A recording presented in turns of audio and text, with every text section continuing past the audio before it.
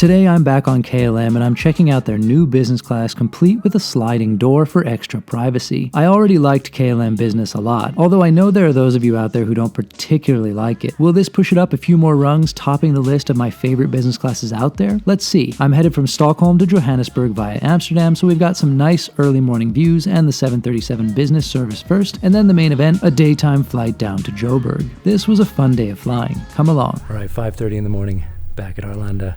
It's time to do another one of these early morning KLM departures from Terminal 2. I don't really like being up before 5 in the morning, so I don't know why I do this departure so often. I guess it's because I kind of like flying KLM and Air France as well.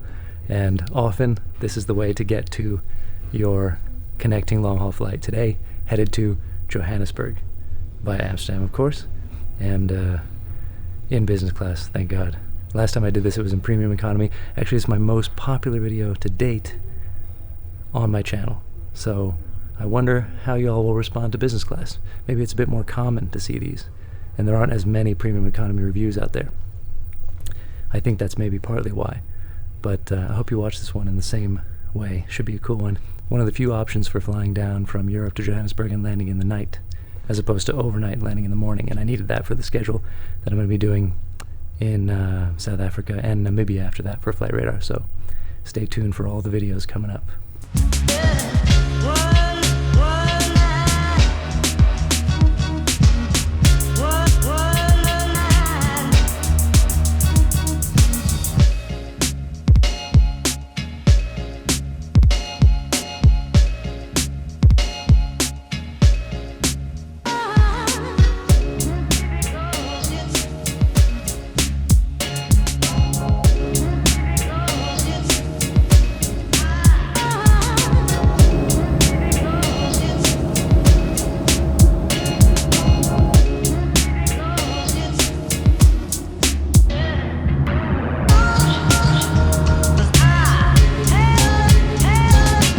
I've got almost this whole business cabin to myself this morning, and it's just so relaxing. Also, as with every time I fly KLM, I find the cabin crew so warm and friendly. It makes such a difference starting out a journey like this. I'm always impressed at their good moods, considering how early their day would have started on this 6:30 a.m. departure. I can't say I love these cold breakfast boxes, but I do enjoy their coffee in these very Dutch-looking mugs, and I appreciate the box design too. As a bonus, they hand out these muffins, which are in fact warmed up.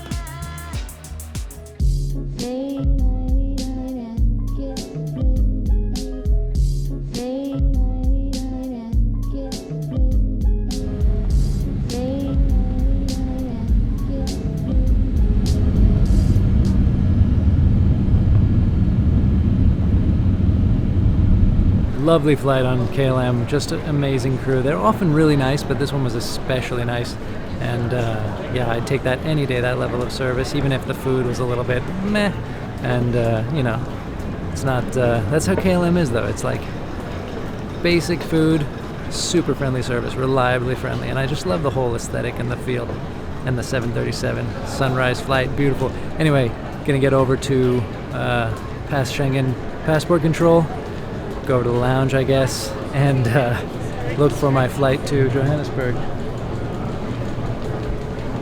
I'm in the way here. I'm standing on the travelator, the thing that I say I can't stand when people do, but I have a reason to do it. I'm talking to the camera. Can't they see that? So anyway, hectic here though. Schipol, way too crowded. Not the best hub.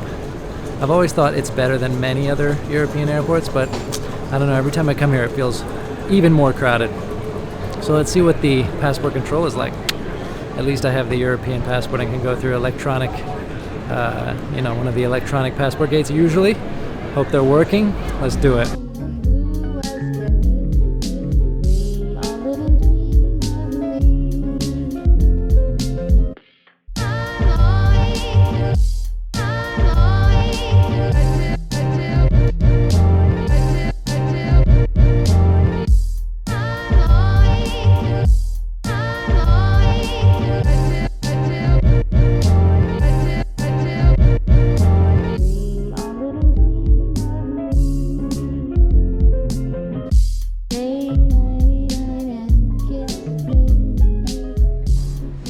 Even if Schipol Airport is busy and overcrowded clearly, and it can be a bit of a mess, I still far prefer it to Paris-Charles de Gaulle.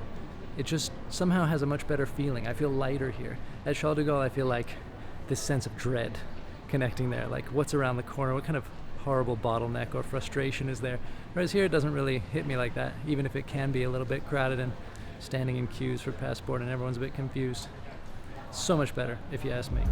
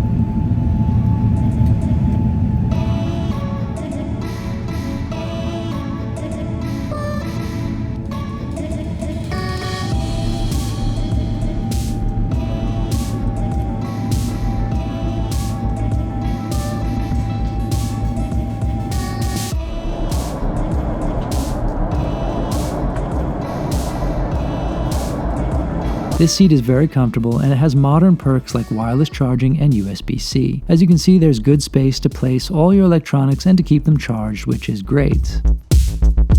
So how about the food? Well, actually, I liked it a lot on this flight, with some nice spice and flavor really bringing it to life. This was one of the better meals I've had on KLM.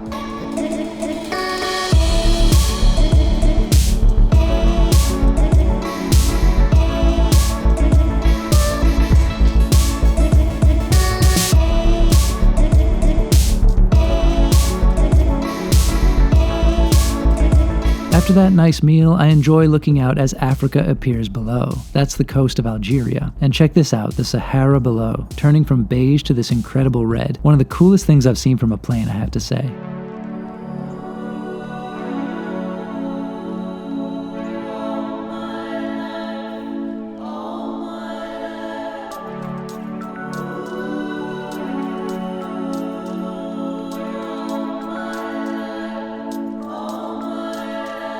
Let's take a look through the amenity kit. The kit itself is quite nice, but less long-term useful for my purposes. I like a solid zippered pouch, but the contents are just fine.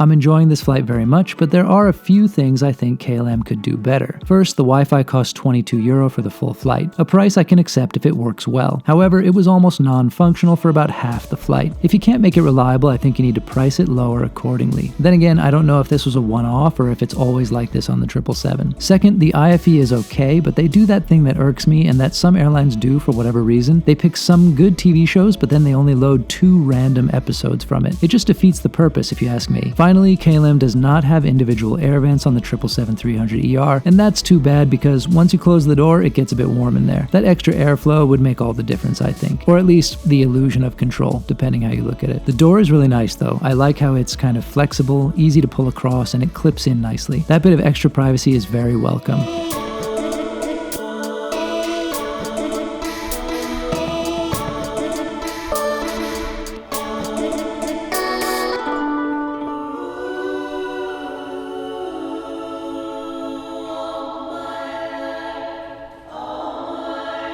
And somewhere over Chad, the cabin crew come around with some croquettes and little sandwiches and cherry cheesecake ice cream, all of which I loved and devoured. The perfect mid-flight snack. I also ordered some cranberry juice, which is not something I normally drink, but it was good.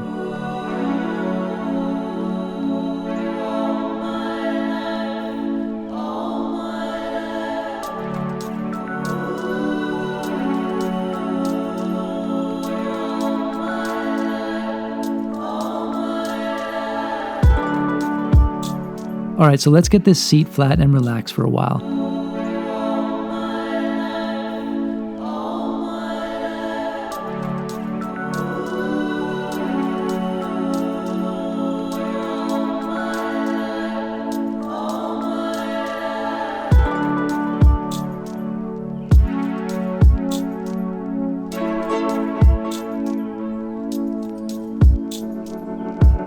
I find there's plenty of space in the footwell. I'm 178 centimeters or 5'10" in case you're new here. The seat fabric is really nice. I like the blue interior wall of the pod. It's all working well for me, and as it's a day flight, I don't miss having more extensive bedding.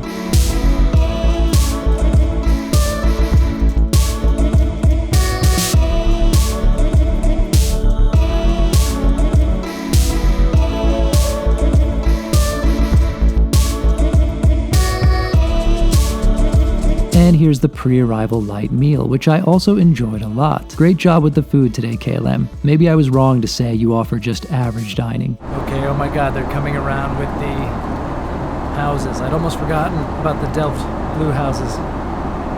She's coming around with the tray. She left the tray out. I could almost go up and grab a bunch. Not gonna do that though. I'm excited though. That's my favorite thing about KLM. Oh yeah, it looks beautiful now. Thank you.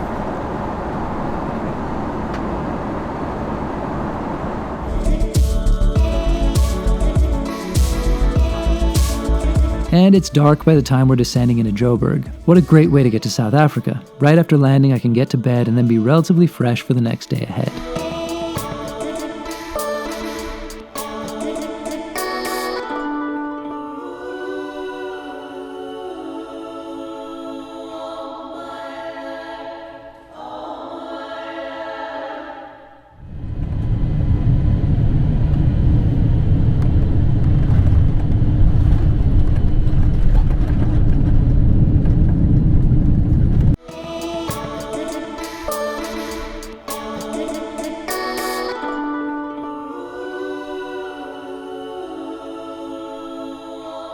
Alright, and what a nice trip with KLM down. Even though it was an early start and kind of a long day in the end, I am so happy to be here at the Intercontinental at Johannesburg Airport. So happy to be in South Africa, but for now, really happy to be right here in this hotel. And it's so convenient from the terminal. You just walk down, well, you go down an escalator, then up for some reason, and then you're just there. But they do make you pay for that convenience. It is like 4 or 5 times more expensive than anything else around here to stay. But God, not having to deal with the shuttle bus at 10 p.m. and having to wake up tomorrow morning and start shooting for Flight Radar 24 is really nice. KLM was exactly what I expected in many ways. It's what you get with KLM, this kind of friendly, convivial atmosphere, good cabin crew who chat a little bit, and they aren't the most polished. They're not Singapore Airlines, but they're regular people. They're friendly. They talk, and they are interested in what you're doing, and they serve with a smile, which is really nice. And then you have this suite with a door on the 777. 777 itself, lovely. Although, admittedly, I find it harder to sleep on 777s, and I think it's because of the higher cabin altitude. Same thing that makes you feel more dried out, more tired at the end of a long haul. The A350 and 787, I've gotten really used to flying on those, and they really do make a difference. I've actually noticed now, I think definitively, that I sleep worse on the 777 even. I thought it was just that I would come off them feeling kind of tired. But nevertheless, beautiful seat, very comfortable. It felt a little compact at first, but I was never wishing there was more space. The door is a nice addition.